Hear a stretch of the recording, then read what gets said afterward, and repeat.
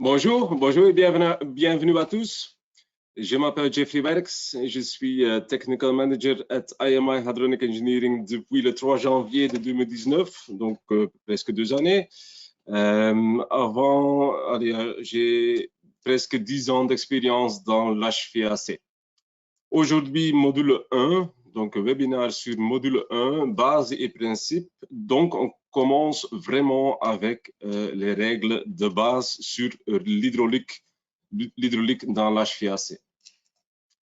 Avant de commencer, quelques modalités. Donc, on utilise le GoToWebinar plateforme et avec ça, il y a moyen de poser vos questions via le bouton Questions. Donc, si vous cliquez sur la flèche blanche, après ça, vous avez une option pour me poser des questions. Deuxième manière d'intervenir ou d'attirer mon attention est Raise Hand. Donc, il y a le main là avec la flèche verte. Si vous cliquez là, eh ben, à ce moment-là, je vois que vous avez des questions ou des remarques. Le Q&A, parce que la groupe est grande, le Q&A est à la fin de la présentation et de temps en temps, je vais intervenir et je vais répondre aux questions au moment que vous les posez. Donc, ce sont les modalités. On va peut-être commencer avec un petit test. Donc, si vous pouvez lever les mains, si vous pouvez cliquer sur le bouton Raise Hands. Comme ça, je sais aussi que tout le monde m'entend. Oui, ça paraît bien, OK. Et si vous pouvez m'envoyer via Questions votre fonction. Comme ça, on connaît un peu la groupe. J'ai vu aussi dans la liste d'inscription, mais si vous pouvez Project Engineer, OK. Donc, via Questions, m'envoyer votre fonction dans votre société.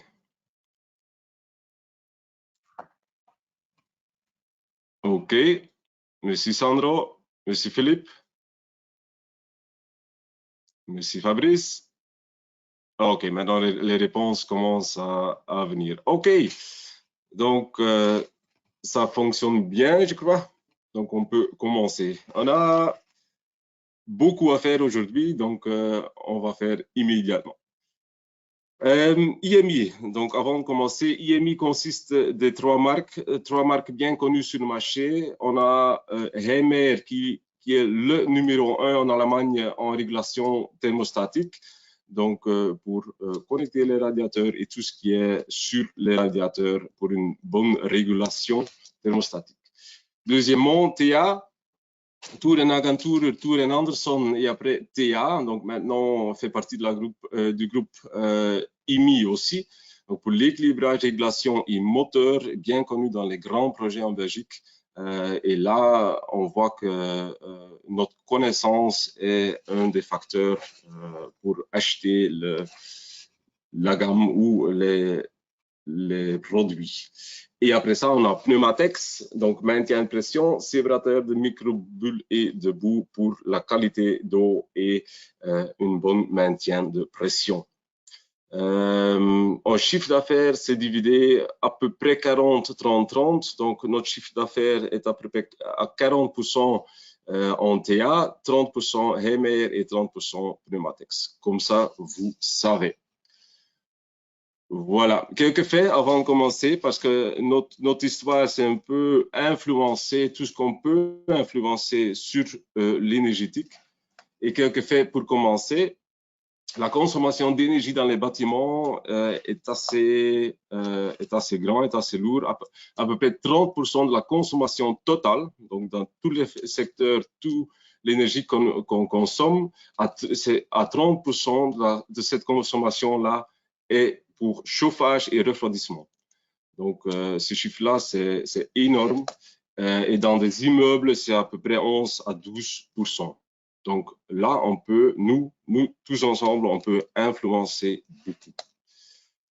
Et un fait extra et ça me fait rigoler un peu parce que si on prend les deux faits ensemble, dans 90% des installations à CVC ou HVAC, le débit est à 150% plus grand que le débit de conception. Donc, ces deux facteurs ensemble nous donnent encore beaucoup de travail. 150%, les raisons derrière, il y en a plusieurs. Une des raisons, c'est connaissance, donc c'est pour ça qu'on est là. Deuxièmement, dans nos installations, de temps en temps, il y a des erreurs, je ne vais pas dire des erreurs, mais des choses qui vont influencer le débit. On va regarder ça avec la deuxième clé. Mais de temps en temps, on ne voit pas, on ne sait pas, mais il y a un surdébit. Et en fait, surdébit, c'est l'énergie perdue. On va voir ça après. L'importance d'un équilibrage correct, on va d'abord regarder la consommation d'énergie dans les bâtiments et ça dépend de trois facteurs. Il y a trois facteurs d'importance. On a les particularités des bâtiments. Donc, l'isolation d'un bâtiment va naturellement influencer le montant d'extra énergie pour chauffer qu'on doit y mettre. Si le bâtiment est mieux isolé, c'est moins d'énergie qu'on va consommer pour chauffer. Ça, c'est un peu facile. La conduite humaine, deuxièmement, et le système HVAC. Et c'est là, dans le système HVAC, où nous, tous ensemble, peut influencer beaucoup, on peut gagner de l'énergie beaucoup. Et on va voir comment. Donc, les particularités des bâtiments, oui, c'est l'isolation, la vitrage. En fait, c'est la meilleure solution pour économiser, mais il y a une longue période de récupération. Donc, ça prend beaucoup de temps pour récupérer l'investissement. Deuxièmement, la conduite humaine. Et en fait, ce qu'on va essayer là, c'est d'éviter l'interaction. Un exemple là, c'est une femme qui va ouvrir la vanne ou le thermostat sur le radiateur à position 5 et après, elle va ouvrir les fenêtres parce qu'il fait trop chaud. C'est un peu ça, on peut pas influencer ça par gens ou par personne, mais on va essayer d'éviter l'interaction là. Comment on va faire ça? Le niveau de confort doit être assez haut ou constante, assez haute et constante. Donc là, si le confort est obtenu, le niveau de confort est obtenu, à ce moment-là, les gens ne vont pas essayer ou ils vont plus essayer d'intervenir sur l'installation ou le réglage. Deuxièmement, il y a les nouveaux thermostats, par exemple, qui sont de beaucoup en plus intelligentes.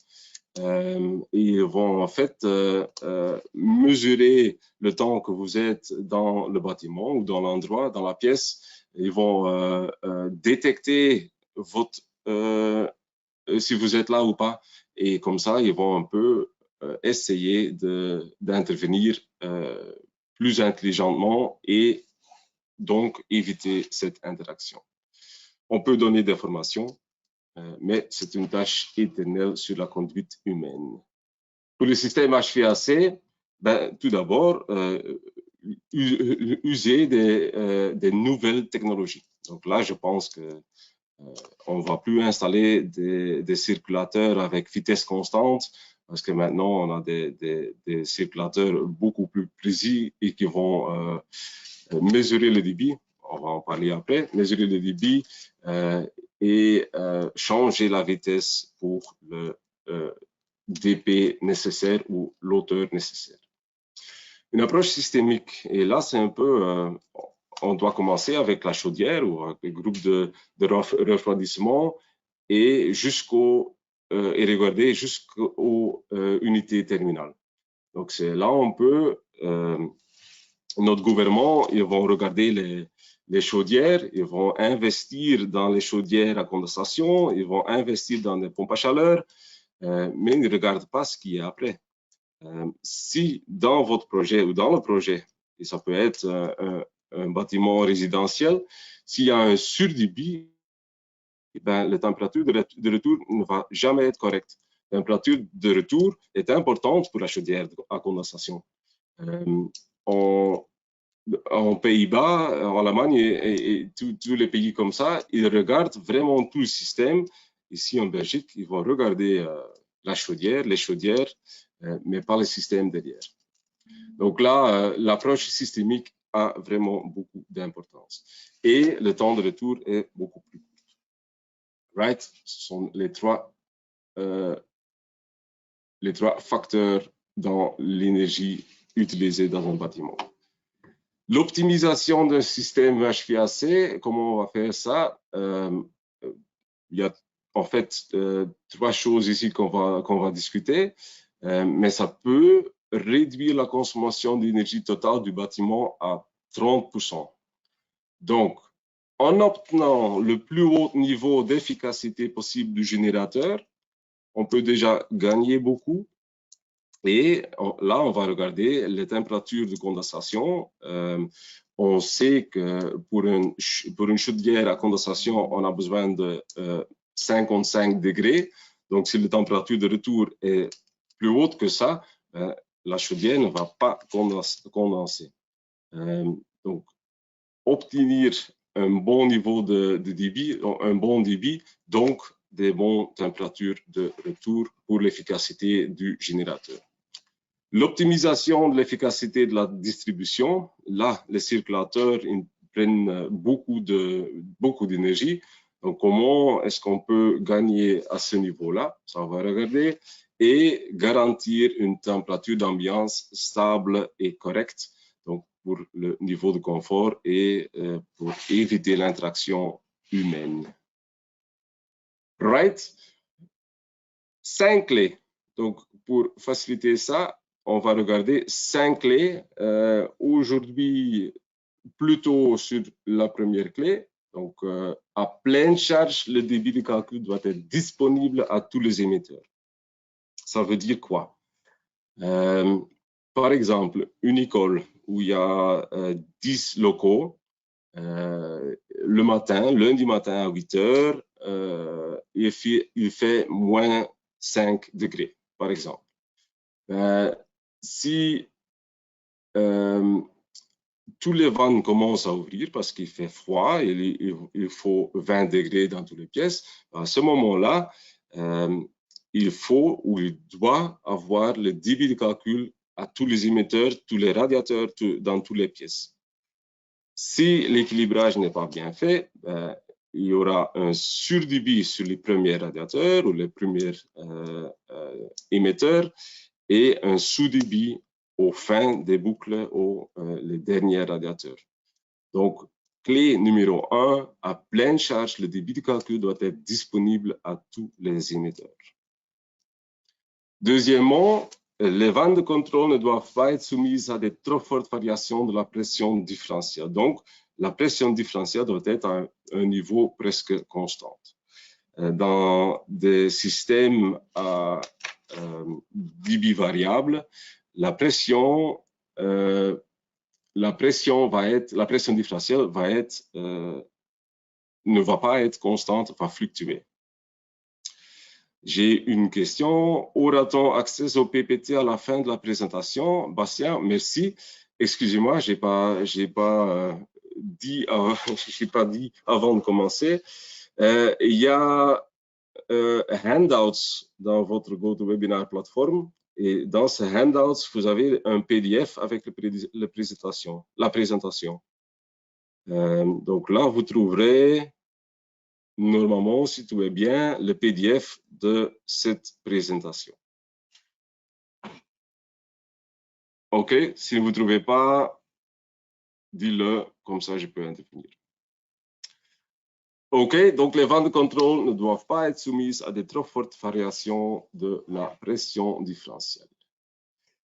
Troisièmement, les débits doivent être compatibles au niveau de chaque interface. C'est ça qu'on va regarder aussi. De temps en temps, il y a des des endroits où le débit est plus grand que le débit, par exemple secondaire, le débit secondaire plus grand que le débit primaire, à ce moment-là, si on a un surdébit, on a une température de départ secondaire qui est impactée de ce surdébit. La pression statique doit être aussi constante que possible, clé numéro 5 et numéro 4 et clé numéro 5, peut-être le plus banal des 5, mais le système doit être propre et entièrement dégazé. C'est pas si facile pour obtenir ça à long terme.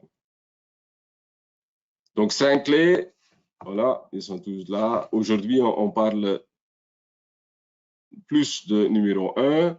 On va voir en vitesse 2 et 3, mais en fait, il y aura un module 2. Je vais vous inviter pour module 2. Et module 2 parle plus sur débit variable. Donc, à ce moment-là, on va parler des 2 autres clés. Aujourd'hui, c'est l'équilibrage manuel, surtout, et clé numéro 1. Avez-vous des questions jusqu'ici? Est-ce qu'il y a déjà des remarques ou des questions? Bastien, vous avez trouvé la présentation, le PDF? Non. Oups.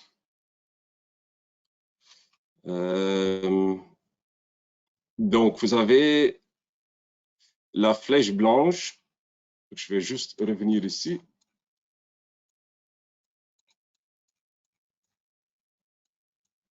Là, si vous cliquez, je vais juste faire comme ça. Si vous cliquez là, vous avez un drop-down. Et dans ce drop-down, il y a Handouts. Et dans ce Handouts, normalement, il y aura le PDF de la présentation. Ah, OK, c'est document distribué. Excusez-moi. Je sais pas, c'est en anglais, puis vous, c'est en français. All right. Yes. Excusez-moi. Donc, dans document pour tout le monde, dans document à distribuer. Merci, Sandro. Voilà. Pas de questions? OK. Pression. On parle beaucoup de pression, mais j'entends beaucoup d'erreurs sur ça. J'entends beaucoup parler de pression statique, dynamique, nominale. Et maintenant, on va regarder vraiment ce qui est pression. Donc, on connaît beaucoup de variantes. La pression statique, dynamique, pression relative, nominale, pression absolue, atmosphérique, différentielle, perte de pression, pression négative, supérieure, et il y en a encore beaucoup, beaucoup plus. Right? Donc maintenant, on va vraiment regarder les différentes pressions et pourquoi ils sont là, pourquoi on en parle. On commence avec pression statique. Donc, la pression statique est définie par son effet sur une surface élémentaire. Et comme vous voyez là, sur le dessin, vous voyez, c'est sur la surface de ce qu'on parle. Donc, en fait, pression statique, c'est la pression, on peut dire, c'est la force sur surface. Donc, par exemple, moi, je pèse à peu près 80 kg, fois 9,82, donc c'est la vitesse qu'on doit calculer. Ouf. Ouais. Divisé par la surface de mes pieds, par exemple, ah ben là, à ce moment-là, je connais la pression que je mets sur le sol si je me lève. All right? C'est la pression statique. Donc, on parle aussi de la pression absolue. La pression absolue est la pression par rapport à la pression zéro dans le vide, donc dans le vacuum. Donc, la pression absolue est toujours positive. Parce que vacuum, à ce moment-là, pression est 0. La pression relative, c'est en fait la pression par rapport à la pression, par exemple, barométrique. Donc, c'est la pression comparée avec une pression de référence. Donc, la pression qu'on parle, c'est la pression relative moins la pression de référence. Et dans nos systèmes, où, si nous, on parle de la pression de référence, c'est la pression atmosphérique. Les unités, on parle en pascal. 1 pascal égale 1 newton par mètre carré. Donc, on peut recalculer ça. 100 000 pascal, c'est 1 bar. 100 000 pascal, 1 bar. Donc, 100 kilopascal, parce que ces 3 zéros-là font 1 kilo. 100 kilopascal fait 1 bar. Et si on recalcule comme ça, c'est 1 bar fait 10 mètres de colonne d'eau. Excusez-moi, je n'ai pas traduit ça. 10 mètres de colonne d'eau égale 100 kPa. Donc, en fait, on peut recalculer ça, multiplier par 10, multiplier par 10 ou diviser par 10. Right? Une atmosphère est à peu près 1 bar. Donc, comme ça, on connaît les références. Moi, si je parle de pression statique, je parle en bar. Et si je parle de la perte de pression ou pression différentielle, je parle en kPa. Comme ça, c'est plus facile. OK, donc pression statique. Donc, on a la pression statique relative, la pression de l'eau, donc, dans nos systèmes, c'est comparé avec la pression atmosphérique.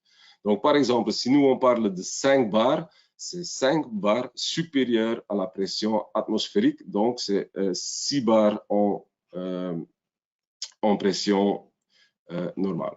Donc, la pression statique, ça n'engendre pas de circulation, sauf s'il y a quelque part une fuite dans l'installation, mais ça ne va pas durer longtemps. Donc, la pression statique n'engendre pas de circulation. Là, ça a beaucoup d'importance. Pression statique. En fait, un changement en hauteur va influencer la pression statique dans nos systèmes. Et là, vous connaissez ça, je pense, très bien. Mais la densité de la fluide a de l'importance. Donc, on sait, on travaille avec de l'eau. L'eau, 1000 un cubique mètre de l'eau, ça va peser à peu près 1000 kg. Donc là, ça on connaît et on a la constante de la gravité, donc 9,81 ou 2, comme j'ai dit avant, et l'hauteur en mètres.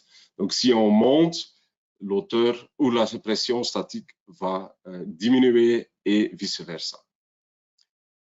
Donc, pression statique diminue avec chaque mètre plus bas et la pression statique augmente avec chaque mètre plus haut. Par exemple, la pression dans B, là, est supérieure à cela dans A. Ça, on doit penser un peu inversement.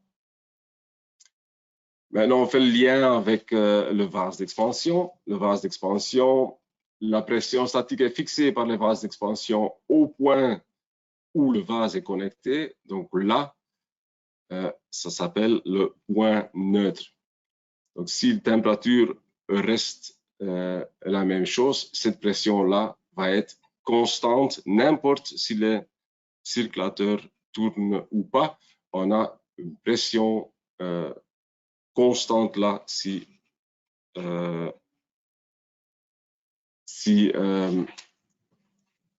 les températures ne changent pas.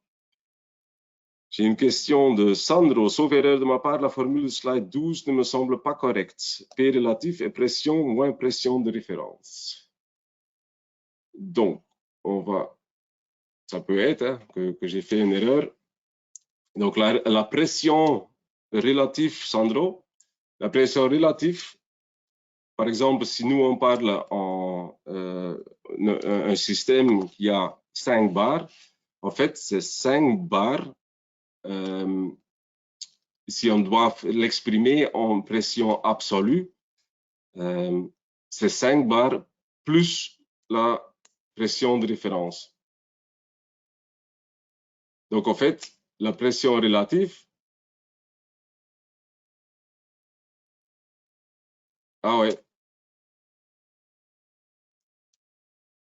ouais, vous avez raison. J'ai mal exprimé cette formule-là. Ouais, ouais, vous avez raison. Je vais changer ça. Excusez-moi. Donc, en pression, comme on ne fait pas d'erreur, par exemple là, c'est le meilleur exemple, on parle de la pression statique relative, donc ce n'est pas un absolu. Donc la pression relative de 5 bars, c'est 5 bars supérieure à la pression atmosphérique. Donc si on doit l'exprimer en pression absolue, c'est 5 bars plus 1 bar, donc on est à 6 bars. Yes, vous avez raison, Sandro, je vais changer ça. Excusez-moi. Donc, voilà le point neutre et l'augmentation de la pression de l'eau. Selon l'auteur de la colonne d'eau, donc, elle correspond à une pression atmosphérique tous les 10 mètres. J'ai eu le cas, un chantier à Gand, et c'est pour vous donner un exemple, un chantier à Gand où l'installateur m'a appelé, il y avait des problèmes avec quelques pièces qui n'étaient pas étanches. Il me dit, oui, j'ai mis de la pression. Je lui demandé quelle pression. Tu as mis des pressions à l'eau ou à l'air? Il dit, oui, à l'air. Donc, le bâtiment était 20 mètres. C'est un exemple. 20 mètres. Donc, il dit, oui, j'ai mis 5 bars au rez-de-chaussée. Donc, au niveau de 20 mètres, le plus haut, j'ai encore 3 bars.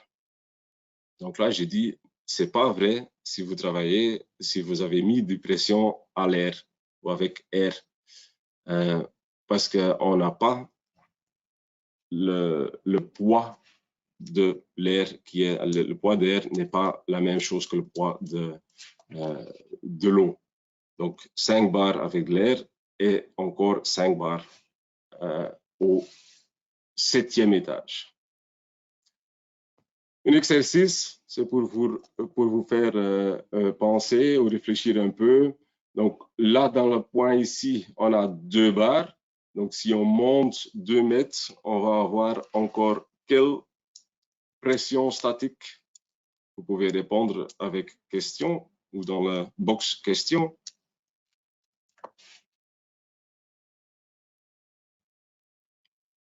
Ouais. Ouais.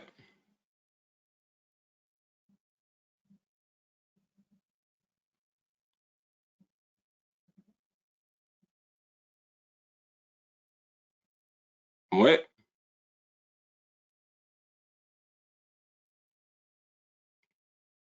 Vous avez tous raison. 1,8 bar. Ouais. Et là, si on va dans le rez-de-chaussée, dans le sous-sol, on est à 2,1 bar. Donc, oui, correct. J'ai une remarque de quelqu'un qui dit si les circulateurs sont à l'arrêt. Donc, oui, vous avez raison. Si les circulateurs commencent à tourner, la pression statique va augmenter. Donc, je vais vous expliquer ça. D'abord, je vais expliquer la pression dynamique. Donc, la pression dynamique, ça représente la pression exercée par ou sur un fluide en mouvement dans la direction du mouvement. Donc là, vous voyez, c'est autrement. Et en fait, dans toutes les pièces, tous les vannes, toutes les courbes, toutes les pièces T, on va avoir une augmentation de la pression dynamique. Donc là, vous voyez la vitesse. Donc, dans cette formule-là, on a la vitesse. Donc, c'est pour une fluide en mouvement. Et la densité qui influence aussi. Donc, on peut comparer ça un peu pour ceux qui ont eu un peu de mécanique dans l'école avec l'énergie. On a énergie potentielle et énergie kinétique. Si je prends mon bic, c'est un bic. Si je prends mon bic et je le tiens comme ça, il a une énergie potentielle et ça dépend de l'auteur du bic à ce moment-là. Si je laisse tomber, ben à ce moment-là, l'énergie potentielle va changer en potentiel plus kinétique. Et dans le mouvement, ces deux sont tous, allez, si vous calculez, le résultat est toujours la même chose. Donc, l'énergie est constante et on peut aussi parler de la pression qui est constante dans nos systèmes. Je vais vous montrer avec le Bernoulli's Law. Donc, dans notre système, les pressions sont constantes. Donc, ça veut dire aussi, dans les pièces, dans les courbes, dans les vannes, si la pression dynamique monte, la pression statique va tomber, va chuter. Et là, on doit faire attention et je vais vous expliquer. Question pour vous aussi. Pourquoi avons-nous besoin d'un minimum de pression statique? Vous pouvez répondre dans question. Pourquoi avons-nous besoin d'un minimum de pression statique? J'attends la réponse.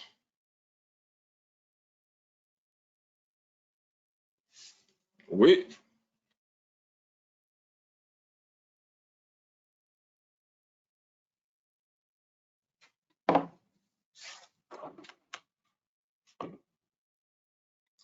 J'attends encore un tout petit peu.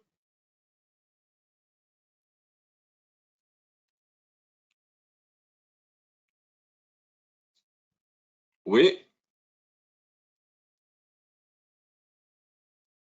Pour ceux qui ont répondu.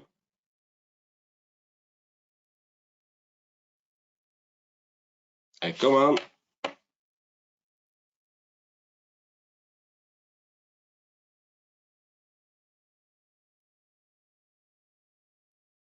J'ai deux réponses correctes.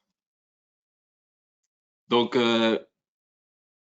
raison numéro 1, c'est pour éviter la pénétration de l'air dans l'installation, oui, et éviter la cavitation du circulateur, mais aussi dans des autres pièces comme les vannes ou même une partie de tuyauterie, une partie de tube. Donc oui, pour éviter la cavitation. Et là, je dois expliquer un peu, c'est un peu mécanique, c'est un peu physica. Donc, comme j'ai dit, dans nos systèmes, la pression est constante. Dans une vanne, par exemple, ça peut être un circulateur aussi, ça peut être une courbe aussi, la pression dynamique va augmenter. Donc, on a en fait une ligne comme ça. La pression dynamique augmente. Mais à cause de la pression dynamique qui augmente, la pression statique va diminuer comme ça. Et on sait tous que eau, ça va commencer à cuire à 100 degrés, non pas à cuire, à changer de l'état entre fluide et gaz à 100 degrés. Oui, mais c'est vrai pour une atmosphère. Si on a une pression statique de évaporation. Merci Maxime. Ça va commencer à évaporer à 100 degrés et 1 atmosphère de pression. Si la pression est moins que 1 bar, ben à ce moment-là, de pression statique, à ce moment-là,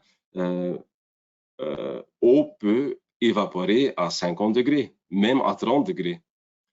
Donc, les bulles d'air qui vont commencer à se former, ils viennent de nouveau, après la vanne, ils viennent de nouveau dans une atmosphère de pression statique plus grande et à ce moment-là, ils vont imploder sur la vanne, sur le corps de la vanne, et ils vont casser la vanne et ça fait énormément de bruit. Donc là, cavitation est dangereux et c'est pour ça qu'on dit à l'entrée de la vanne doit être au moins 2 fois la perte. Donc la pression statique à l'entrée de la vanne doit être au moins 2 fois la perte de charge dans la vanne. Donc là, c'est le règle d'or pour éviter cavitation. Donc c'est pour ça qu'on a besoin d'une pression statique minimum. Et oui, deuxièmement, pour éviter l'aspiration d'air, on a nos purgeurs automatiques au plus haut de l'installation. Si là, la pression statique est au-dessous de l'atmosphère, ce que j'ai dit, on pense pas en pression absolue. Donc, si c'est en dessous de l'atmosphère ou presque égal que l'atmosphère, la pression de l'atmosphère, à ce moment-là, on va aspirer de l'air dans nos installations par les purgeurs automatiques, premièrement. Et on a des matériaux, des raccords qui sont étanches à l'eau, mais pas nécessairement à l'air. Les molécules d'air sont moins grandes qu'une molécule d'eau, et ça c'est la raison pourquoi les raccords peuvent être, de temps en temps, ne sont pas étanches à air. Right? Donc, minimum de pression statique. L'emplacement du vase d'expansion, ben là, on a déjà fait l'explication. On a la ligne bleue là qui fait la pression statique qui est donnée à l'installation par la maintien de pression ou par le vase. Et à ce niveau-là, on a dit on a un point neutre. Et si maintenant on allume le circulateur il va donner une perte de pression ou une hauteur, mais ça va être en dessous de cette ligne bleue dans chaque partie de l'installation. Et si on a bien mis le vase d'expansion, comme ça, on a la ligne bleue là qui fait le minimum pression statique et la ligne verte est en dessus de cette ligne-là. Donc, on a bien installé notre vase d'expansion. Right? C'est à cause de ce point neutre-là dans notre installation. All right? Donc, ça, c'est un peu le lien avec pression statique ou maintien de pression. La perte de charge ou pression différentielle, ben en fait, c'est la différence entre deux points de la pression statique. Donc là, notre circulateur, en première phase, il va donner de la pression dynamique.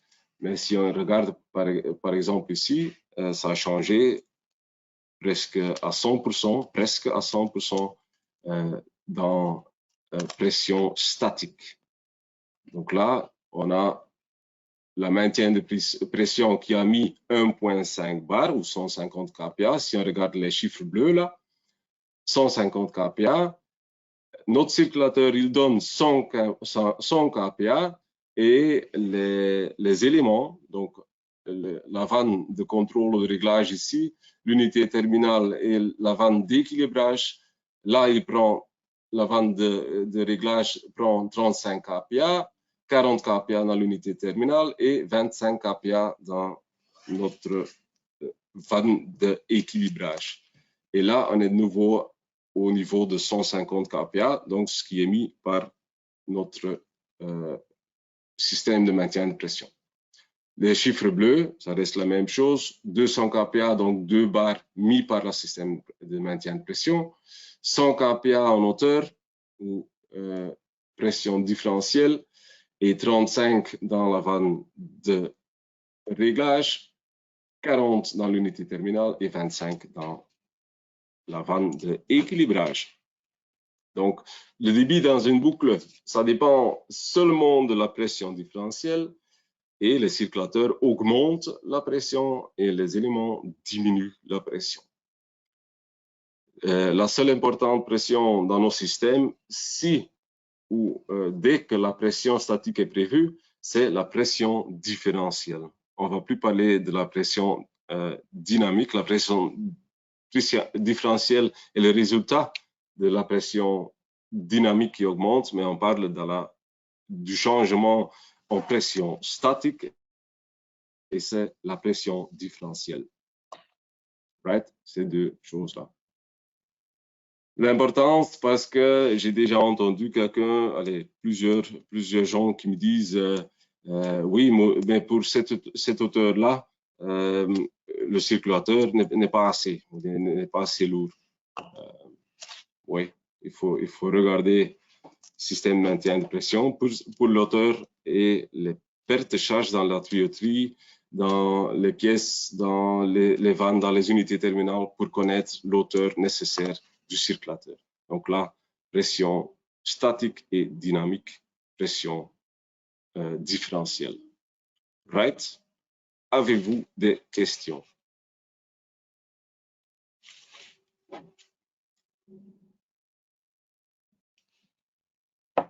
Pas de questions? OK, donc on continue. Comme vous voyez, on démarre vraiment avec base de base. Débit, puissance, delta T. Et là, vous voyez déjà quelque chose de très important, mais je vais vous expliquer après. Débit, tout le monde connaît cette formule-là. C'est la puissance en watts égale débit en litres par heure fois delta T divisé par 8,86. Donc, cette valeur-là, on connaît bien. Il y en a encore qui calculent avec 1,16. Mais en fait, si vous dividez 1 par 0,86, le résultat est 1,16. Donc, ces deux valeurs-là sont à peu près la même. Mais ça, c'est vrai pour de l'eau à 20 degrés. Là, cette formule-là est correcte. Donc là, on a débit en litres par heure fois delta T fois la densité de la fluide et la valeur calorifique ou la chaleur spécifique du fluide, divisé par un facteur pour recalculer les unités. Right? Donc le 0,86, ça vient de la densité de l'eau à 20 degrés qui est à 990 E ou 980 E, donc presque 1000. Et la valeur calorifique, c'est 4886. Et si vous dividez ça par 36 fois 10, 5, on est à 0,86. Donc là, ça c'est correct et ça c'est correct pour de l'eau à 20 degrés. Je ne sais pas si vous avez ou si vous travaillez de temps en temps avec HiTools, l'application sur smartphone. Là, vous avez moyen de changer la fluide et comme ça, il va calculer correctement le débit ou la puissance de l'installation ou de votre calcul.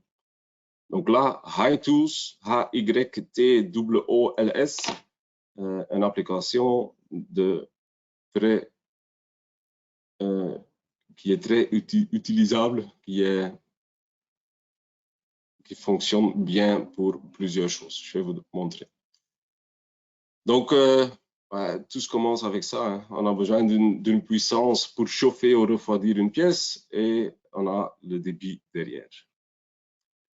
Là, vous avez le rapport entre débit et puissance. Il y a trois choses importantes sur cette ligne-là. Donc, ça c'est vrai pour chauffage. Chauffage avec un delta T de 30, delta T de 20, delta T de 10. Donc, ces lignes-là sont influencées par un calcul qui fait la valeur là, donc 0,5, 0,33 ou 0,17. Je ne vais pas expliquer, je ne vais pas vous donner cette formule-là, ça n'a pas d'importance ici, c'est juste pour expliquer trois choses de très importantes. Premièrement, vous voyez le rapport entre débit en pourcentage et puissance en pourcentage. Là, on est à 100% débit, donc on a calculé, évidemment, on est à 100% de la puissance. right? Là, pas de nouveauté. Si on dépasse le 100% et par exemple, on prend 200%, donc 2 fois le débit de calcul, là, vous voyez, ça ne change pas vraiment la puissance. Donc, pour 200% de débit, on est à 112% de la puissance pour un delta T de 20. Donc, comme vous voyez, tout ce qui est sur débit est perdu. En fait, on doit contrôler dans cette zone-là. Cette zone-là est impactée par le delta T, par la régime. Donc là, vous voyez, je vais peut-être faire comme ça. Oups, cette zone-là, pas difficile. Cette zone-là, voilà. Si on regarde ça, on a 75% du débit et 125% du débit. Donc, j'ai fait ça en jaune, donc ça c'est la zone-là. Right. Si on regarde maintenant un delta T de 10, pour avoir 100% de la puissance, ben, 75 jusqu'à 125, la différence n'est pas trop grande. Donc, on est à 98 et là, on est à 102. Donc, 50% correct sur le débit, ça ne change pas vraiment la puissance. Si maintenant, l'autre côté, on regarde l'autre côté, on est à 30, donc un delta T de 30, entre 75 et 125, on a déjà un écart entre 88 et 108% de la puissance. Donc là, vous voyez, on peut dire que on doit contrôler le débit beaucoup plus précis avec un delta T de 30 qu'avec un delta T de 10. Donc là, de temps en temps, on fait ça dans les rénovations où les radiateurs, par exemple, sont surdimensionnés au niveau que l'isolation est améliorée. Donc, surdimensionné, c'est bien, c'est pas mal, mais parce que la température de retour va être bien pour la chaudière, mais vous voyez que le débit doit être beaucoup plus précis qu'avant. Et troisièmement, il y a de l'importance sur cette courbe-là. C'est en fait ça. Donc, le rapport en débit versus puissance entre 0 et 100% n'est pas linéaire. Donc, ça serait très, très facile si on peut dire on a besoin de 50% de la puissance, donc on va donner 50% du débit. Mais ce n'est pas le cas, parce que si on donne 50% de débit avec un delta T de 20, on est à 80% de la puissance. Donc, c'est pour ça qu'on a inventé des vannes avec une courbe à EQM égale pourcentage. C'est en fait pour être le miroir de cette ligne-là, de cette courbe-là, qui n'est pas linéaire entre 0 et 100%. Donc, je vais effacer ça. 3 choses pour noter. Si on dépasse 100%, ça ne change pas vraiment en puissance, donc c'est perdu. Entre 75 et 125%, excusez-moi, dans cette zone-là, ça dépend un peu de la régime, donc des températures, le niveau le niveau de correct. Et entre 0, donc niveau ici où on doit contrôler le débit, et entre 0 et 100%, cette courbe n'est pas linéaire, donc là, on doit tenir compte aussi. OK? La perte de charge dans les vannes, ça c'est compris pour tout le monde. Si vous avez des questions, des remarques, dis-le. La perte de charge dans les vannes n'est pas linéaire non plus. Par rapport au débit, donc quand le débit est doublé, la pression différentielle est multipliée par 4. Donc là, on a cette courbe-là qui n'est pas linéaire non plus. Les unités dB, et là, il y a un changement, il y a quelque chose de fautif. Les unités dB, ben, vous les connaissez tous. Là, il n'y a pas vraiment de problème. Maintenant, la valeur KV. Je vous demandais avant d'expliquer c'est quoi la valeur KV. Est-ce que vous pouvez m'envoyer dans questions ce que vous pensez que c'est une valeur KV? Il y a plusieurs options. C'est l'ouverture de la vanne. C'est le débit en cubic mètre par heure par 100 kPa.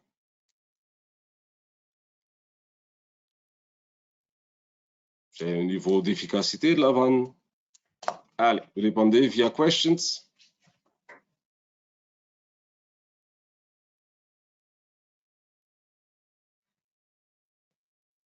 All right, merci. Oui, en fait, la valeur KV représente la surface de l'ouverture de la vanne où le débit circule. Où le débit circule. Excusez-moi, de nouveau, la valeur KV représente la charge de la vanne. La valeur KV représente la surface de l'ouverture de la vanne où le débit circule. Donc, si on regarde cette formule-là, on a débit, et maintenant c'est en cubic mètre par heure, égale la valeur KV fois dP en bar, donc 1 bar. Donc oui, la valeur KV représente le débit avec 1 bar de perte de charge sur la vanne. Oui, ce n'est pas la résistance d'une vanne. Ça, j'entends aussi souvent. En fait, ça va être le résultat, la résistance ou la perte de charge, mais la valeur KV est en fait la conductivité d'une vanne, si on veut comparer avec l'électricité. Donc, si la valeur KV est plus grande, ça va être plus facile pour le débit d'y passer dans la vanne. Donc, avec le même delta P, le débit va être plus grand. Donc, avec cette formule-là, on peut aussi voir que le débit va être influencé par cette valeur KV-là. Et là, ça a de l'importance. Si le circulateur donne son kPa, c'est 1 bar, et la valeur KV est à 4, ben à ce moment-là, on a 4 cubic mètres par heure. Si la valeur KV est 2, ben on a 2 cubic mètres par heure avec la même perte de charge, avec la même hauteur différentielle. Donc là, notez-le quelque part. C'est pas, vous pouvez le tatouer sur votre bras, mais cette formule, c'est notre loi de Ohm. C'est vraiment notre formule le plus important. Celui-là est simplifié aussi, et là, on a la formule correcte, donc c'est KV fois la racine carrée du dP divisé par la densité multiplié par 1000. Donc, cette formule est vraie ou correcte pour eau à 4 degrés qui a une densité de 1000 kg par cubic mètre. All right, simplifié. De nouveau, votre TIA-scope High Tools, High Select va calculer avec les bonnes valeurs parce que cette formule n'est pas correcte pour, par exemple, eau avec 30% de glycol, parce que la densité est impactée, est influencée, et aussi les températures influencent les calculations. Donc, le TIA-scope aussi, si vous mettez un fluide différent que eau, ou il mesure la température, il va recalculer avec les bonnes valeurs. TIA-scope. Okay.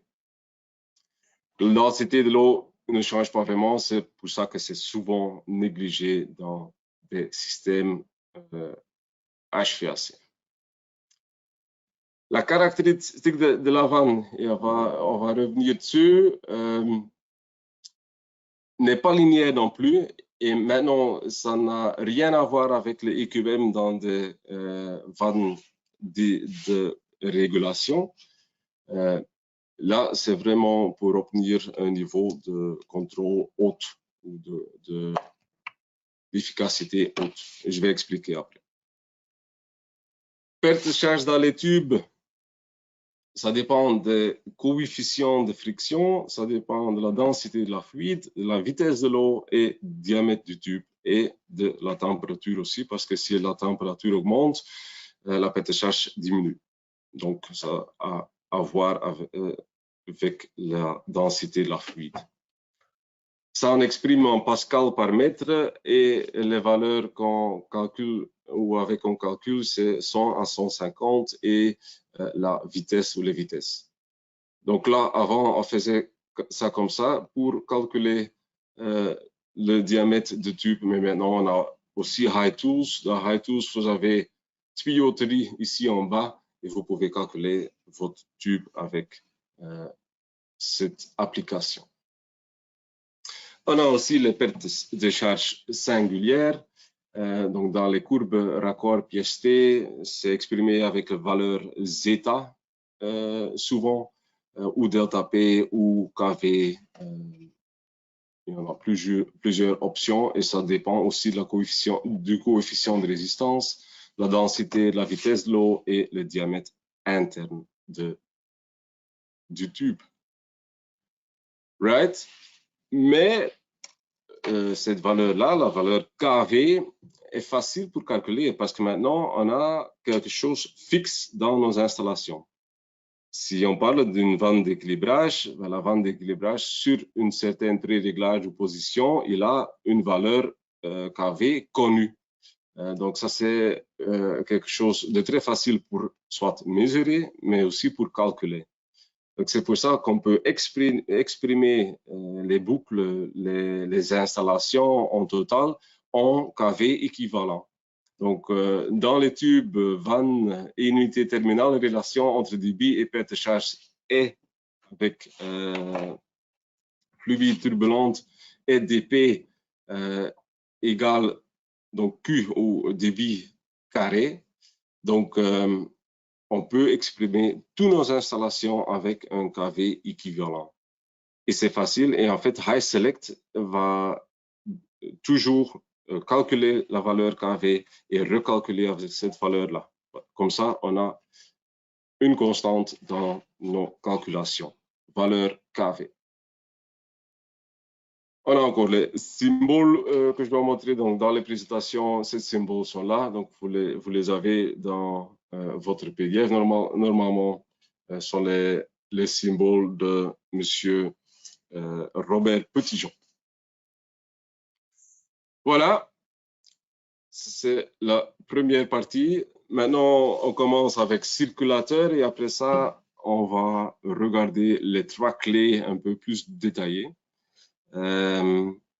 Avez-vous des questions à ce moment-ci? Avez-vous des remarques à ce moment-ci? Non? OK. Ben, avant de prendre une petite pause, je vais vous donner une petite pause de 5 minutes. Je vais vous poser encore une question, mais pour ça, je vais changer d'écran. J'espère que tout le monde peut me voir maintenant. Allô? Je vais dessiner deux options. J'ai option numéro 1, c'est juste pour savoir si tout le monde a bien compris. Voilà, on a option 1, option 2. Et là, j'ai KV 1, KV 2. Et là, j'ai KV 1, KV 2. All right? La valeur totale, donc c'est une question pour vous, la valeur totale en KV va être le plus grand dans quel dessin? Option numéro 1 ou option numéro 2? Donc, la résultante en valeur KV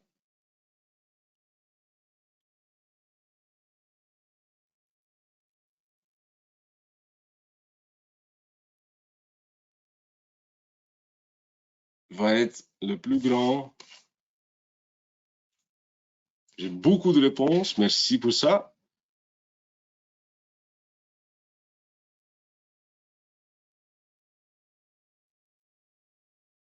J'attends encore quelques secondes.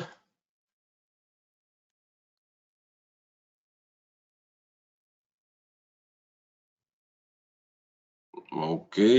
J'en ai plusieurs qui ont répondu option numéro 1.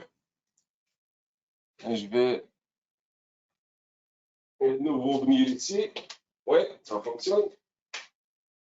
Là, j'ai dit la valeur KV représente l'ouverture de la vanne.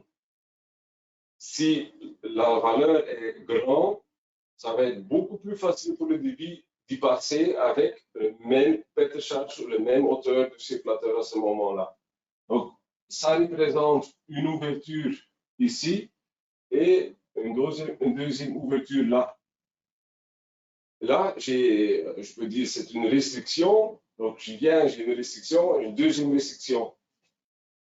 Donc, la valeur totale va être plus grande dans l'option numéro 1 que dans l'option numéro 2. Dans cette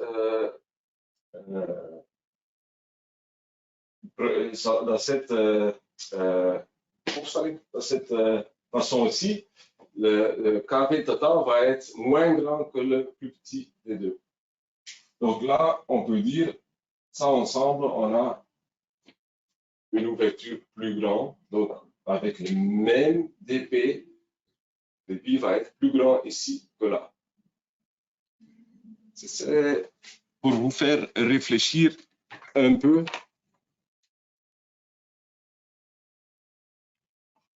Et comme je dis, ce n'est pas la résistance de la vanne, c'est en fait la conductivité. Donc, c'est un peu, on peut penser un peu comme dans l'électricité, mais ce n'est pas la résistance.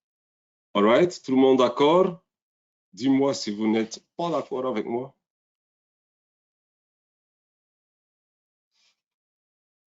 All right, thanks. 5 minutes de pause. On recommence maintenant chez moi c'est 11h05, donc on recommence à 11h10. Right?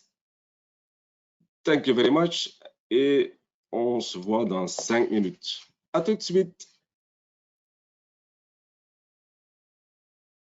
OK. Je suis de retour. Si vous pouvez lever vos mains, comme ça je sais que tout le monde est de retour.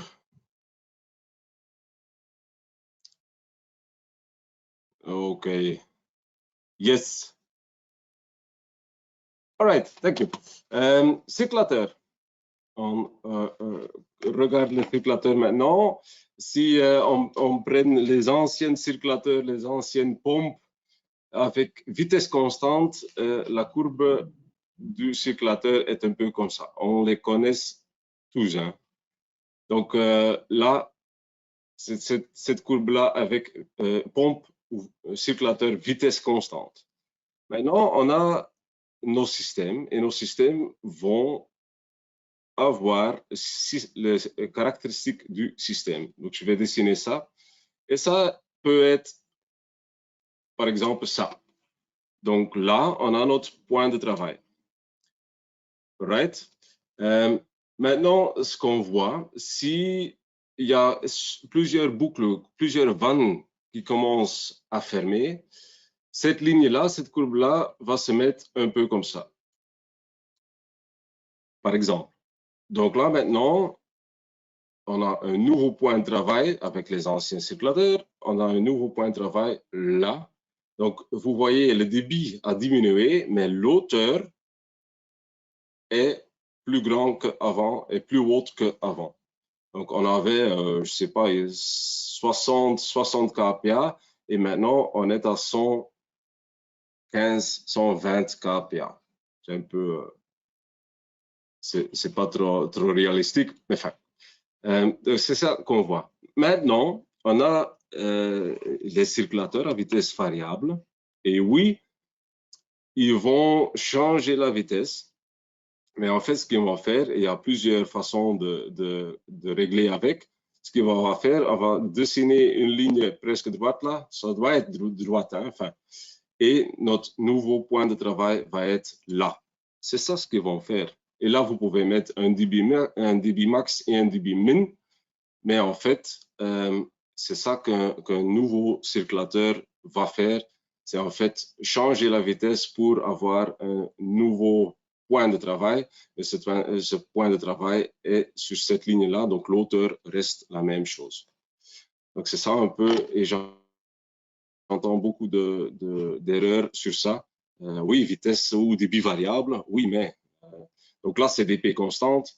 On a dp variable, donc là dp variable ligne comme ça, et dp une partie constante, une partie variable, et là c'est la dernière option. Je vais effacer ça. Je dis ça parce que j'entends, comme j'ai dit, de temps en temps des remarques sur ça. Est-ce que c'est possible de mesurer le débit avec circulateur? Oui, mais ce n'est pas exact. Donc là, il y a un écart entre ce qui est donné sur l'écran du circulateur et la vérité. Et si les circulateurs parlent d'une efficacité ou d'un exact, c'est sur débit total ou débit nominal et pas quelque part ici. C'est pour ça, c'est la raison pour qu'il y a sur l'écran débit estimé. Donc là, vous voyez l'intersection, on l'a déjà dit, c'est le point de travail à ce point-là. Donc, c'est très important. Le circulateur, il crée de la pression et pas de débit. Donc, ça a de l'importance. Caractéristiques du système, ben, on a déjà regardé ça, on a dit en parallèle et en série. Donc là, on a deux ouvertures, donc le débit va être beaucoup plus grand que un des deux. En série, ça va être moins que le plus petit des deux. Donc ça, c'est un peu ce qu'on a vu juste avant la pause. Les règles de base, la variation de pression de perte ou gain ne dépend pas de la direction de calcul. Donc là, ça veut dire en fait quoi? Là, on a un circulateur qui a donné ou qui donne 100 kPa dans cet exemple-là. Perte de charge entre ce point-là, ça va être la même chose que ça. Mais ça va être le résultat des deux boucles ici en parallèle. Donc, le résultat donne qu'on a 70 kPa sur ces deux boucles-là. Donc, on a 70 kPa là et 70 kPa là. Et le reste va être dividé ici 10 kPa, 20 kPa sur l'unité terminale et on retourne avec, avec 0 kPa ou 0 bar. Donc, ça a de l'importance. Et pour vous donner un exemple, on a les systèmes deux voies à injection. Et là, on dit toujours, dans cette partie-là, donc le bypass là doit être sans pression différentielle. Ça doit être 0 kPa de pression différentielle dans le bypass. Au moment qu'on installe, oui, un circulateur ici sur le correcteur, une vanne deux voies à injection et une deuxième pompe, un deuxième circulateur secondaire. Pourquoi est-ce que ça doit être 0? Parce qu'on a deux circulateurs et s'il y a là une résistance, s'il y a quelque chose, s'il y a une perte de charge là, donc ça peut être une vanne papillon, ça peut être un clapet anti-retour, n'importe, s'il y a là, il y a une résistance hydraulique. À ce moment-là, l'auteur donné par ce circulateur-là va influencer le secondaire et vice-versa.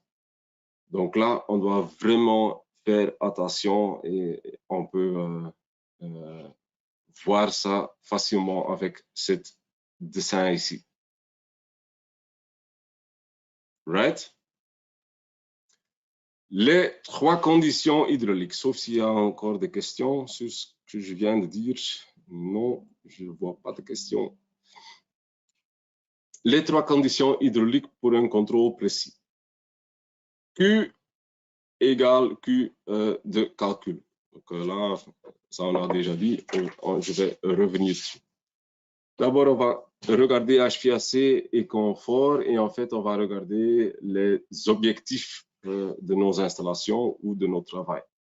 Donc, HVAC et confort, donc en fait, c'est avoir des conditions climatiques optimales, ah ouais, température et humidité.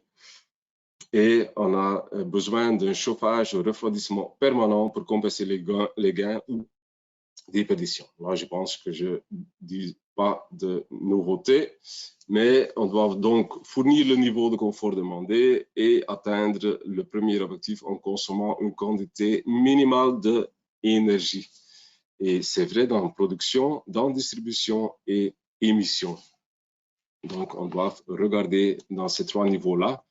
Un troisième objectif, c'est avec un bon prix. Donc, le ROI doit être correct, doit être bien. Right?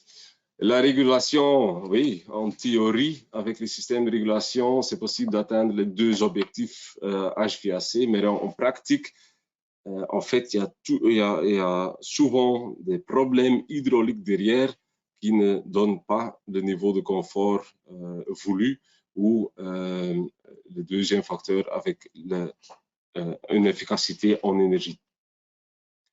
Donc, dans bien des cas, les problèmes et pour cela, les solutions se situent du côté hydraulique de l'installation.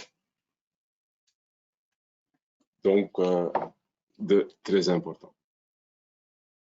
Donc, problème typique, je pense que vous connaissez bien les problèmes. C'est trop chaud, le temps de remise à température après un ralenti de nuit est anormalement long.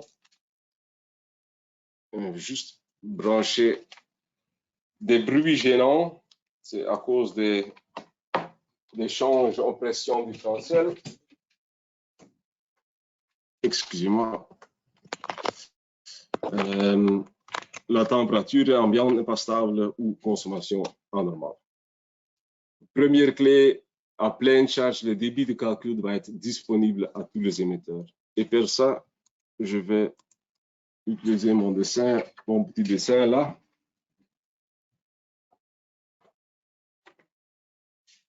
Ouais, tout le monde peut me voir. J'ai dessiné un petit dessin. Donc, j'ai un circulateur, j'ai 4 boucles et ces boucles-là peuvent être n'importe quoi. Ça peut être une boucle à radiateur, des radiateurs, des groupes d'air, n'importe. Mais si je prends par exemple là, ils prennent tous 10 kPa. Donc avec le débit de calcul, ils prennent tous 10 kPa. Donc maintenant, et par exemple, ils ont besoin de 1000 litres. Ce n'est pas 1000 litres par heure pour chaque unité terminale, chaque branche, n'importe quoi. Si maintenant j'allume mon circulateur, qu'est-ce qui va se passer si je ne fais pas d'équilibrage? Ben, il va donner une hauteur disponible. Il va donner un hauteur. Donc là, si par exemple je donne 20 kPa, et pour faciliter, je dis là 3 kPa, ben ici, j'aurai 17 kPa. Right? Si je n'ai pas de perte de pression dans ma tuyauterie. Maintenant, si j'ai bien une perte de pression de, par exemple, 2 kPa, 2 kPa, mais toujours avec débit de consigne. On calcule, mais à ce moment-là, on a 20 kPa comme H1 comme hauteur disponible là.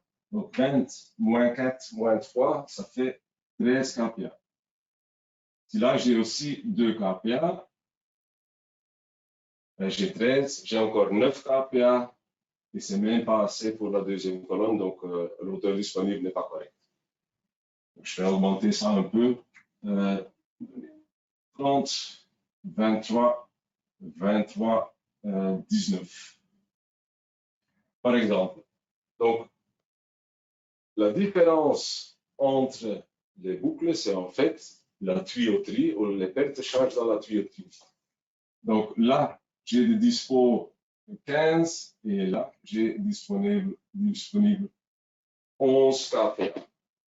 Right? Donc la différence, c'est la perte de charge dans les tuyaux. Qu'est-ce que je vais faire maintenant pour avoir le bon débit partout? Là, en fait, je n'ai pas besoin d'un extra DP, mais je vais quand même installer une vanne d'équilibrage là. Je vais quand même régler celui-là et je veux celui-là à 3 kPa. Et le 3 kPa là a d'importance. C'est le minimum valeur, c'est le minimum DP pour avoir une mesure correcte, parce qu'autrement, la mesure ne va pas être correcte, on va voir après. Le 3 kPa, mais je veux aussi, on veut aussi que c'est à peu près la maximum sur la vanne index, comme dans cette installation-là. La vanne index, c'est la vanne ou le boucle le plus défavorisé. Donc 3 kPa, et la différence entre celui-là et celui-là, c'est le 4 kPa dans la tuyauterie. Donc celui-là, je règle à 7 kPa, celui-là à 11 kPa et celui-là à 15 kPa. Et j'ai fait un équilibrage correct. Maintenant, hauteur du circulateur n'est plus correcte, comme vous voyez. Mais ça, c'est la différence entre les boucles. Et là, en fait, je vais prendre un extra DP sur cette boucle-là parce qu'il en a trop. Comme ça, les pertes de charge sont correctes dans ma tuyauterie et j'ai partout un débit correct.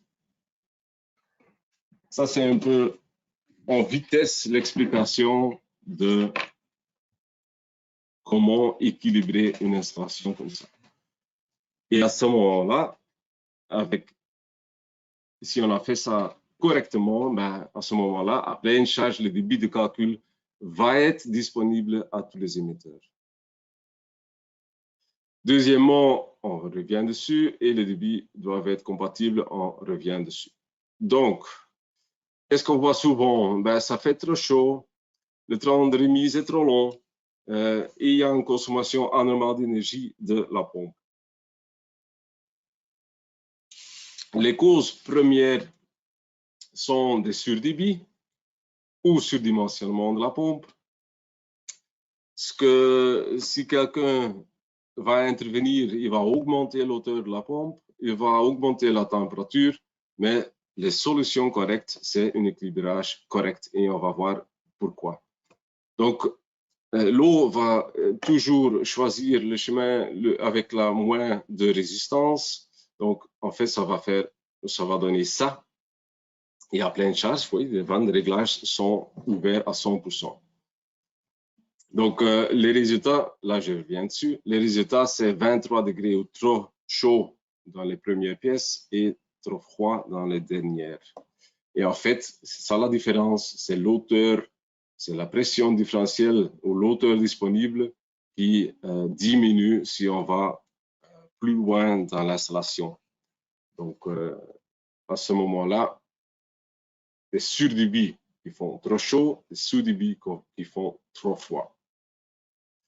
Donc là, c'est un peu mon exemple là, mais avec un DP dans la tuyauterie qui est plus grand, donc débit de calcul à 100 litres.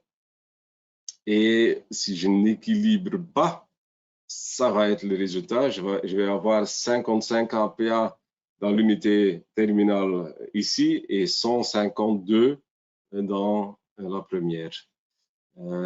Donc, ça veut dire, si je veux un régime de 70-50, là, je commence avec 70 degrés, mais le retour va être à 63, 62. Donc, la température de retour va être trop grande aussi. C'est l'explication de ça. Et on peut avoir des différences entre perte de charge sur les unités terminales, comme vous voyez là dans cet exemple. Mais c'est un peu ce que j'ai dessiné sur le tableau. Première action, on va voir que ce n'est pas correct en vitesse. Donc, pour compenser un sous-débit de 20%, je vais vous montrer comme ça. Là, j'ai un sous-débit de 20%. Donc, je dois augmenter mon DPI circuit avec 1,56. Donc, l'auteur volumétrique du pompe du circulateur va être à la valeur normale fois 1,56. Et le débit total dans l'installation augmente avec 25%. Donc, résultat, en coût de pompage, le coût de pompage va être doublé. Donc, c'est ça qu'on ne veut pas. Premièrement, si le débit est déjà correct, on a déjà un grand impact sur les coûts de pompage. Si l'auteur est au niveau minimum, ben là, on a un deuxième impact. Donc, on veut aussi le 3 kPa, comme j'ai expliqué, et pas beaucoup plus, parce que tout ce qui est plus sur la vanne index que 3 kPa, ben, ça va avoir un impact sur les coûts de pompage. Donc, là, on doit tenir compte. La période de condensation, si notre régime est correct, donc les débits sont corrects. Là, vous voyez 80-60 et c'est avec une température extérieure de -5 jusqu'à 20 degrés. Donc là, on ne va plus chauffer. Donc, la température de retour va être à 20 degrés. Donc, on va plus chauffer. Là, vous voyez les courbes. Donc, on a 80 jusqu'à 20 et ce qui est normal, 60 jusqu'à 20. Donc là, si on regarde la ligne de 55 degrés, parce qu'on doit avoir 55 degrés pour condenser, pour faire condenser la chaudière. Donc là, vous voyez qu'on a jusqu'à -2 ou -3 degrés extérieurs qu'on est encore en train de condenser. Si on a un surdébit va impacter la température de retour. Si maintenant on regarde le 55, on est à plus 3 degrés à peu près. Donc, la période de condensation est moins grand qu'avant et diminuée. Donc là, on doit encore tenir compte aussi. Right? Donc, pour éviter les plaintes, on va aussi augmenter la température d'alimentation. Mais oui, c'est un gaspillage d'énergie et une augmentation de l'émission CO2. Ça, je ne dois pas expliquer trop. Les temps de démarrage vont être beaucoup plus longs. Ça, j'ai déjà vécu. Quelqu'un qui m'a dit un appartement de 7 appartements, un bâtiment avec 7 appartements.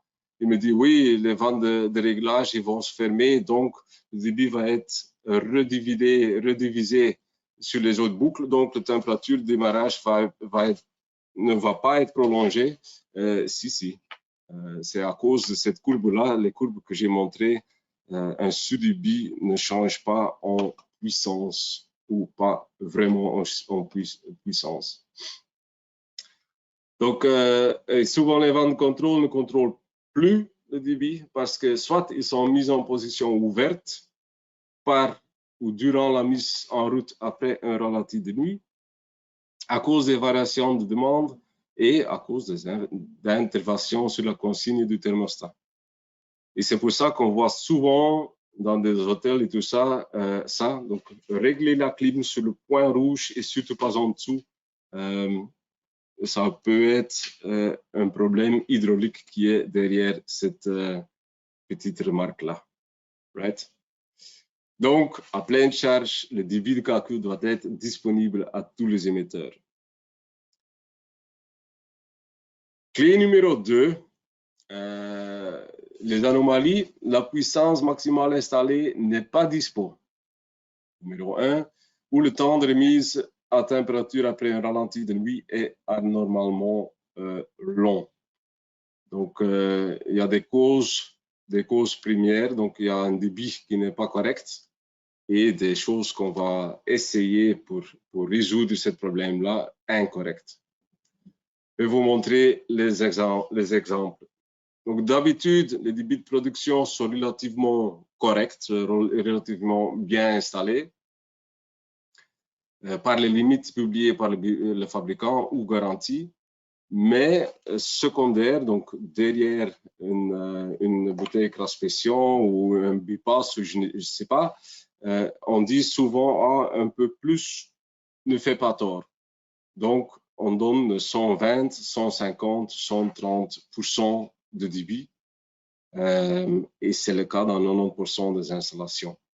Le résultat de ça va être, on a une température de départ ici, par exemple 70 degrés, avec un surdébit, comme on a 50% dans la bypass, la température de départ va diminuer parce qu'on a un mélange ici de 70 et, je sais pas, 45, 50 degrés. Donc, température de départ ici va diminuer. J'ai un exemple là. Et aussi dans des installations, on doit regarder la compatibilité. Là, vous voyez, comme on n'a que 75 et 75 dans les boucles, il y a quelque part où on va redonner le débit, parce que là, on a 100% de débit, et secondaire, on n'a pas 100% de débit, donc la température de retour de départ là est diminuée à cause de cette erreur là. Et aussi ici, avec un bypass, 100% primaire, secondaire, on a 120% de demande. Donc, primaire, ici, excusez-moi, 60% de demande. Donc, primaire, mon débit primaire est plus grand que secondaire. Donc là, mon température de départ va être influencée aussi. Là, l'exemple de tantôt, donc 61 degrés de retour et maintenant, au lieu de 80, on est à 73. Donc là, on doit vraiment regarder notre installation, notre PNID pour ne pas avoir cet problème-là. OK? Et c'est impacté sur température et émission. Mais ça, je vais laisser comme ça. Troisième clé, les anomalies. La température de l'air soufflé aux températures ambiantes est instable et les vannes de régulation sont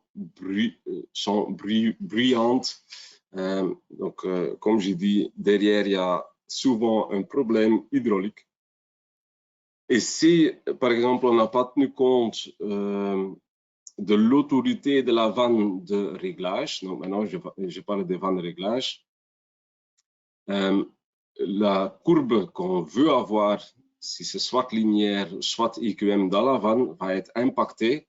Donc ça veut dire, je vais vous montrer après, que notre température de départ ou les puissances données ne sont pas correctes. Donc, ça se traduit en température ambiante instable. Il y a des options pour essayer de résoudre ces problèmes-là, mais les solutions correctes sont équilibrées et limiter les variations de la pression différentielle avec un régulateur d'épée comme STAP.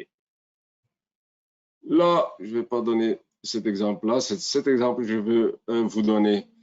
Donc là, on a course de la vanne et on a une vanne avec une caractéristique AEQM, donc A égale pourcentage.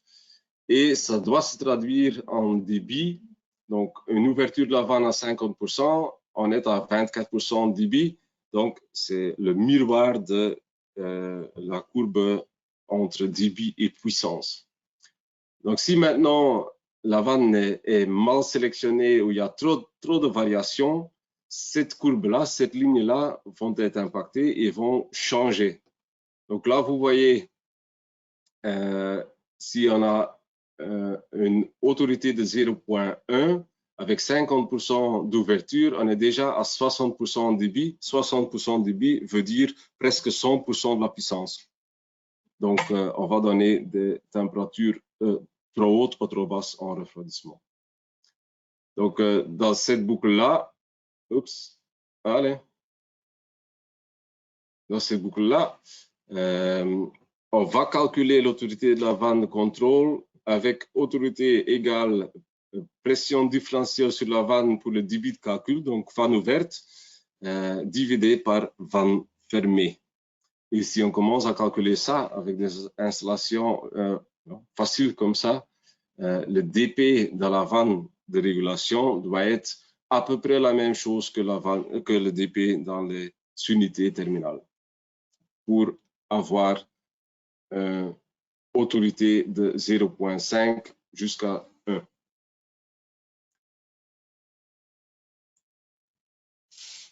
Dans module 2, donc je vais vous inviter pour module 2, on va expliquer ça beaucoup plus profondément. OK? Donc, c'est ça que j'ai expliqué. On a débit, le rapport entre débit et puissance, et on va donner le miroir dans notre vanne de contrôle, et le résultat, c'est une ligne linéaire entre hauteur ou ouverture de la vanne et puissance.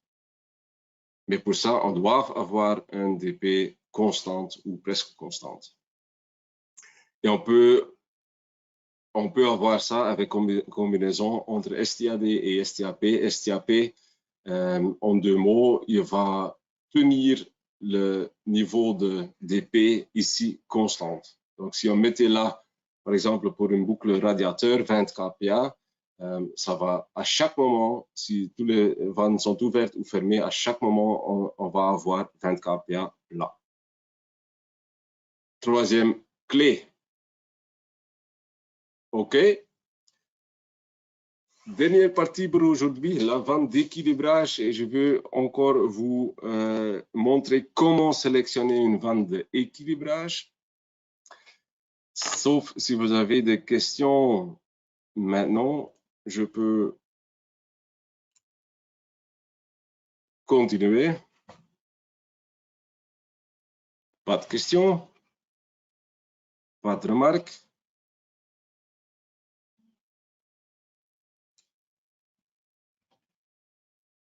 OK.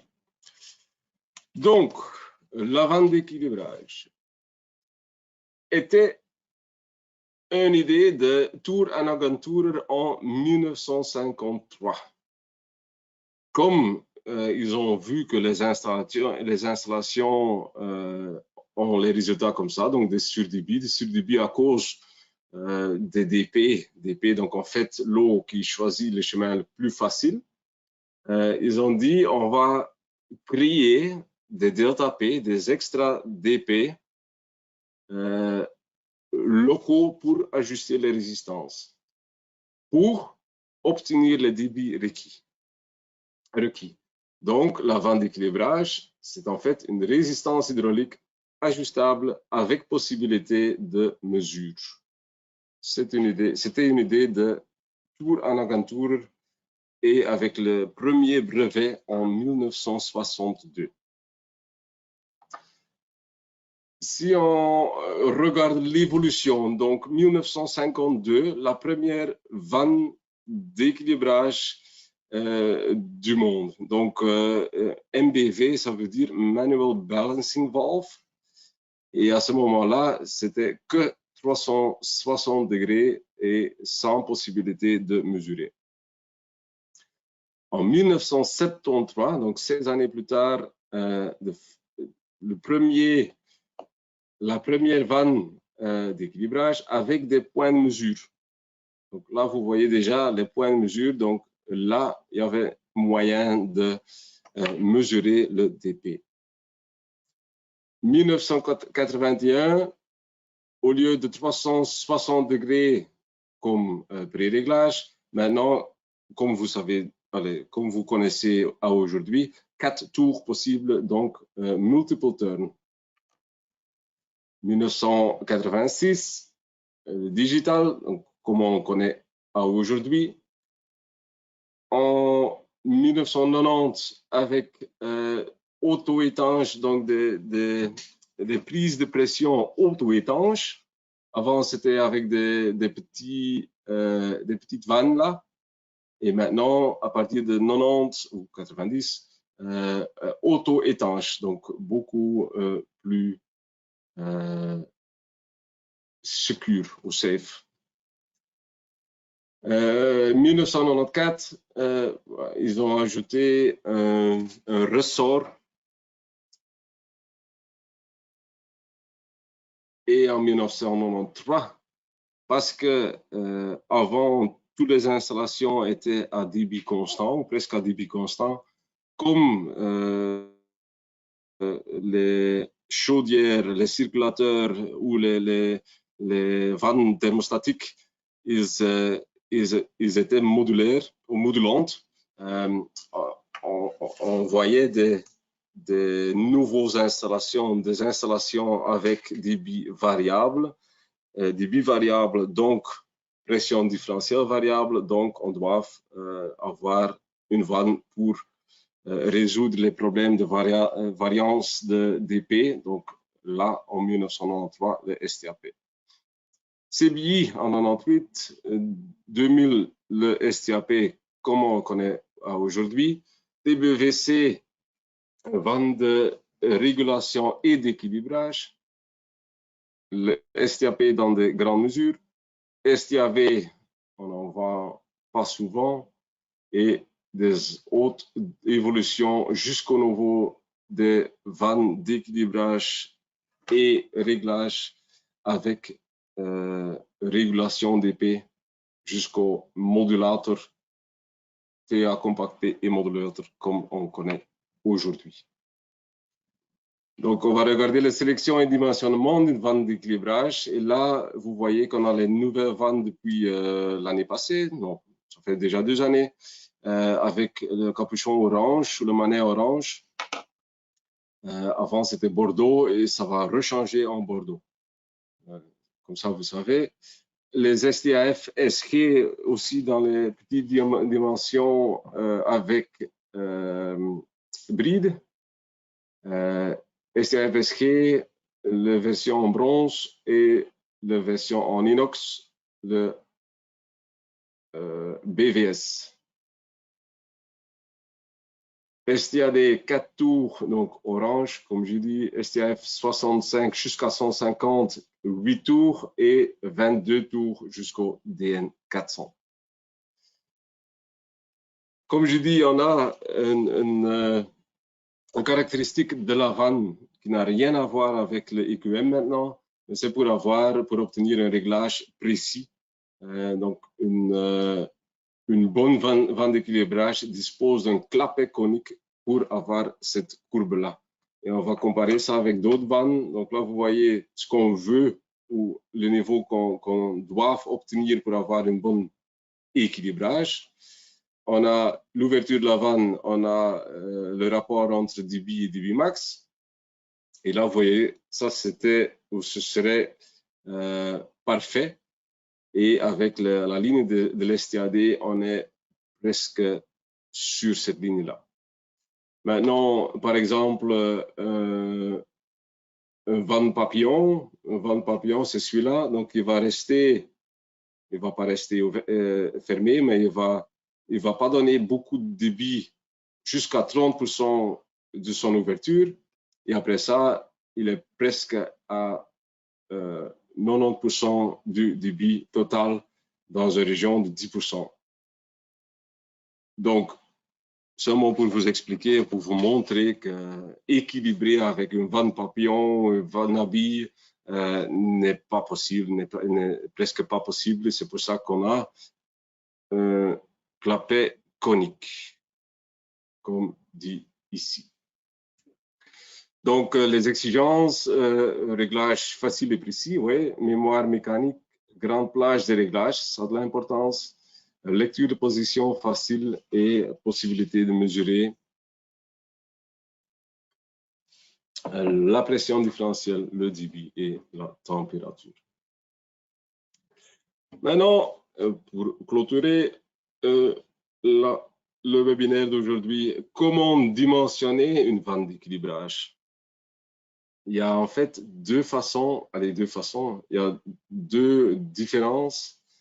Numéro 1, le débit et le dP sont connus. Si on connaît le débit et le dP, c'est très facile à sélectionner une vanne. Donc, le KV est calculé grâce au débit et la perte de charge. Donc, on va sélectionner la vanne avec une ouverture de environ 75%. Un exemple ici, on a 1,6 cubic mètre par heure et un dP de 10 kPa. Donc, ça veut dire un KV de 5 et un STAD 25 sur 2,4 tours. Vous pouvez rappeler l'application. OK, je vais vous donner le nom exact, Rachid.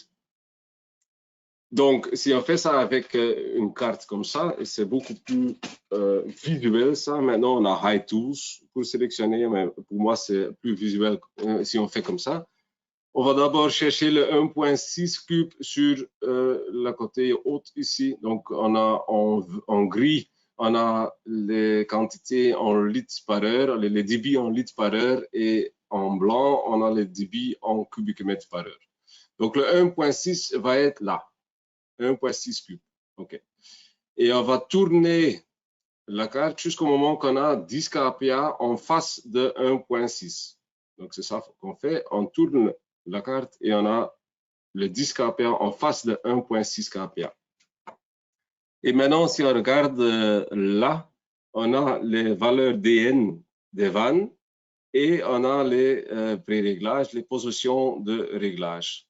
Donc, par exemple, un DN20 sur position 4 va prendre 10 kPa avec un débit de 1,6.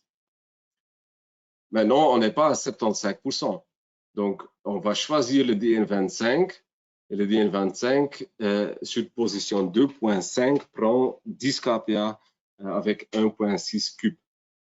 Maintenant, si dans l'équilibrage, on a besoin de 5 kPa, par exemple, ben, on peut encore ouvrir cette vanne jusqu'à 5 et on peut refermer aussi beaucoup plus que cette 2,5. Donc, c'est pour cette raison qu'on va demander de sélectionner sur un niveau de 75% de l'ouverture. Voilà. Mais très régulièrement, la perte de charge est inconnue, donc seulement le débit est connu. À ce moment-là, on va prendre la vanne avec au moins 3 kPa à position 100% ouverte. Le 3 kPa, c'est le minimum. Donc, en dessous de ça, on ne va jamais régler ou équilibrer. Donc, le 3 kPa est le minimum. Et si on prend à 100% d'ouverture, on peut fermer encore maximal. Donc, par exemple, 23 cubes, 3 kPa, DN 80. Retourner ici, oui. Donc, pour 3 kPa, on a par exemple 900 litres ici, 900 litres DN20. Donc, on peut encore fermer cette vanne jusqu'à un niveau beaucoup plus que 100 kPa. OK. Donc, ça j'ai déjà expliqué un peu. Donc, la relation entre débit et puissance. Et là, vous voyez chauffage, refroidissement. et le delta T, donc le niveau de tolérance. Donc, comme j'ai dit, avec un delta T de 9, on peut avoir une tolérance de 20%, un delta T de 30, on doit être correct à 30%.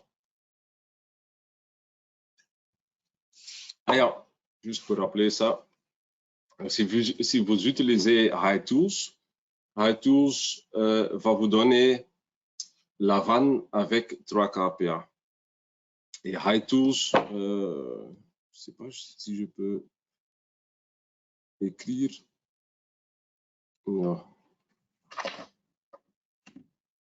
HiTools est écrit comme ça. Hi.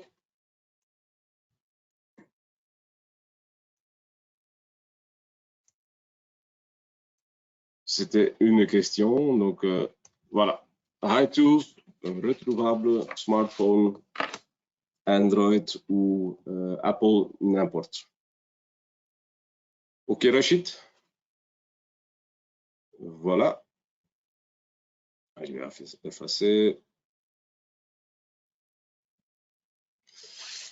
Donc voilà, ça on a vu. La précision de la vanne, ça dépend du pré-réglage.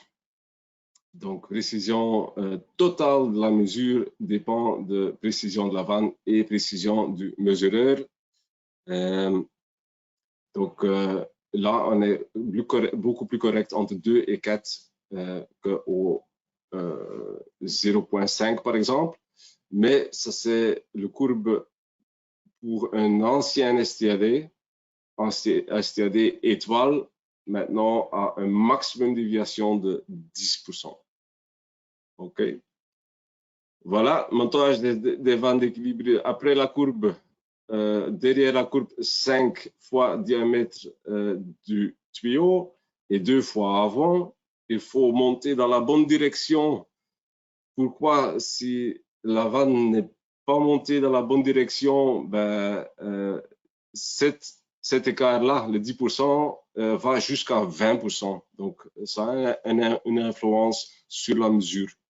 Et après la pompe, rappelez-vous, pression statique, pression dynamique, 10 fois dN du tuyau. Dans la distribution, évidemment, on va placer des vannes d'équilibrage et je vais juste clôturer avec un peu d'infos sur collecteur actif et collecteur passif. Donc là, vous voyez qu'on a un débit primaire constant parce qu'on a des bypass ici. S'il n'y a pas de demande, ça va passer bypass. Ça a un impact sur les températures de tour, évidemment, mais le débit primaire est constant et le collecteur est actif. Si on avait un bypass ici, le collecteur devient de nouveau passif, mais comme on a un débit primaire, les hauteurs disponibles sont constantes. Là, un collecteur actif et un débit primaire variable parce qu'on a des vannes qui peuvent ouvrir et fermer. Donc, les hauteurs disponibles vont changer à chaque moment. Donc, les variances en dP doivent être contrôlées. Et là, de nouveau, un collecteur passif parce qu'on a mis un bypass là. Donc, on n'a pas de hauteur disponible sur le collecteur ici derrière le bypass. Et c'est en fait comme ça qu'on veut installer des vannes 3 voies parce que comme ça, on n'a pas d'impact sur les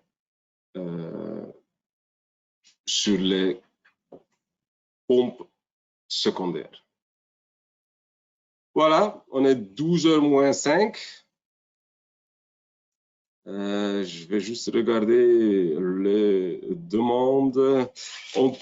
Les questions. On peut revoir la vidéo ou la télécharger. Oui. Donc, demain, vous recevez un email. Un email et là-dedans, il y a un lien pour le vidéo de cette webinaire, de ce webinaire d'aujourd'hui. Donc, oui, il n'y a pas de problème. Et normalement, je pense que vous pouvez la télécharger aussi. Donc, là, pas de problème. Autre question. Dans un collecteur actif, débit primaire variable, n'existe-t-il pas un risque de pompe en série? Oui. Dans un collecteur actif primaire variable, oui. Sandro, là, on a un bypass pour éviter ça. Mais là, par exemple,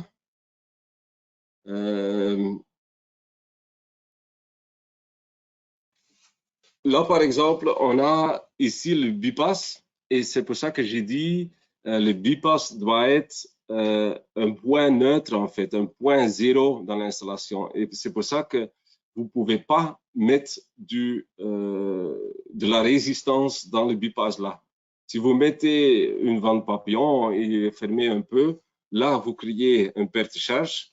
Et cette perte de charge va avoir un impact parce que le circulateur ici, il donne cette perte de charge secondaire et celui-là donne ça primaire. Donc oui, il faut tenir compte de ça. Et souvent, les vannes 3 voies en mélange sont installées sur un collecteur actif ou un collecteur activé. Et là, ça a d'impact aussi. Donc oui, il y a un risque de pompe en série, Sandro. Donc, faut-il, une autre question, faut-il lors des questions, faut-il toujours un bypass en cas de système à injection? Oui. Oui. Sans bypass, sans mélange, donc toujours température haute, tout d'abord. Et si le collecteur est activé, il faut un bypass pour avoir un découplage de primaire à secondaire. OK? Autre question. J'ai un cas pratique d'équilibrage d'unité terminale à équilibrer avec une vanne TA sur chaque unité terminale. Avez-vous un tool pour déterminer les positions des TA par calcul? Oui. Et je vais vous montrer ça. Fabrice, ça s'appelle High Select. Il faut juste télécharger ça sur le site internet. Je suis en train de l'ouvrir.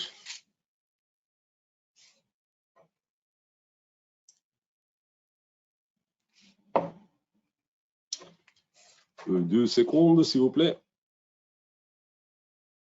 Aïe, aïe, comme il est grand.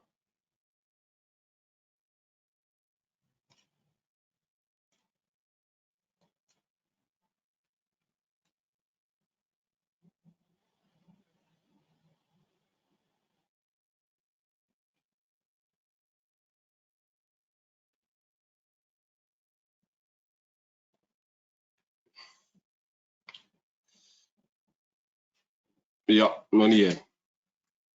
Voilà, vous voyez maintenant High Select. Donc, c'est H-Y-S-E-L-E-C-T.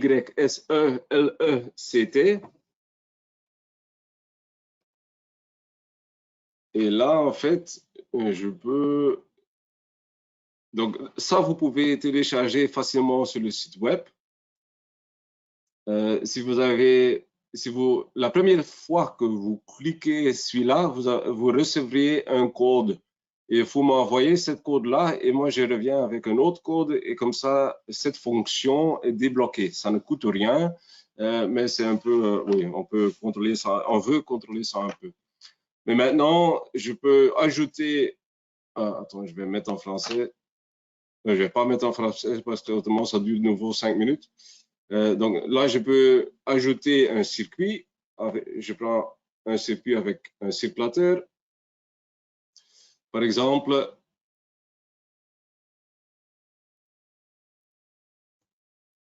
aïe, aïe.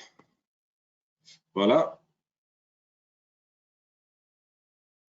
Tout ajouter. Et maintenant, je peux commencer à dessiner, ajouter mes circuits. Et tout simplement, je peux dire groupe de transport. Voilà. Et j'en ai, par exemple, 5. 5. OK. Là, j'ai besoin du débit de calcul. Je ne peux pas, je ne sais pas pourquoi. Là, j'ai besoin du débit et dp. Et après ça, je peux pousser, ajouter. Je ne peux pas. Ça ne fonctionne pas parce que je suis en train de donner un webinaire, je pense. Toujours le loi de Murphy. Et à ce moment-là, il va vous donner le pré-réglage et le dp. Donc oui, il y a un moyen de calculer ça avec un outil. Ça, c'est l'outil. Je peux vous aider. Hein, si vous me donnez votre projet, on peut regarder ensemble via Teams ou n'importe. Et on peut faire ça, le début ensemble. OK. Autre question? Non? Alors, je vais vous remercier. Merci à tous pour votre attention et votre coopération. Après cet webinaire, vous aurez un petit survey, une petite enquête, si vous voulez le remplir. Et comme ça, j'ai beaucoup d'informations sur ce que vous pensez des webinaires. Module 2, je vais vous tous inviter. Donc, vous êtes les VIP dans webinaire 2.